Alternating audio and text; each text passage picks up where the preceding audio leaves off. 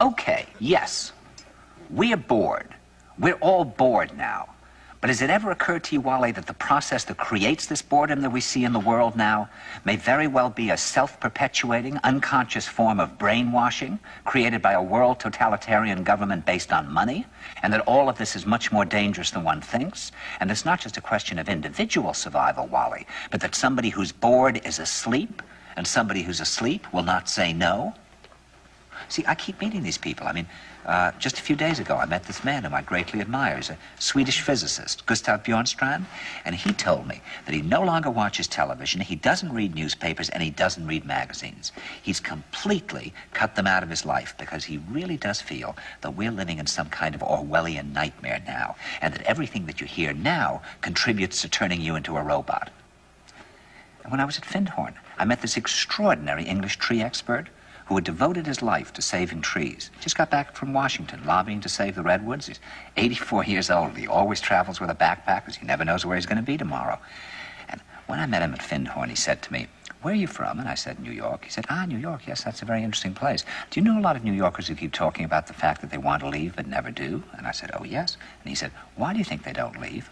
I gave him different banal theories. He said, "Oh, I don't think it's that way at all."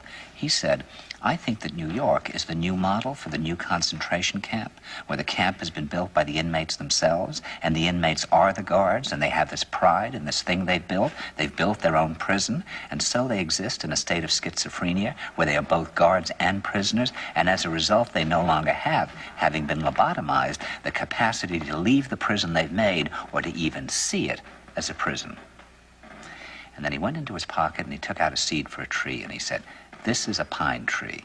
He put it in my hand and he said, "Escape before it's too late."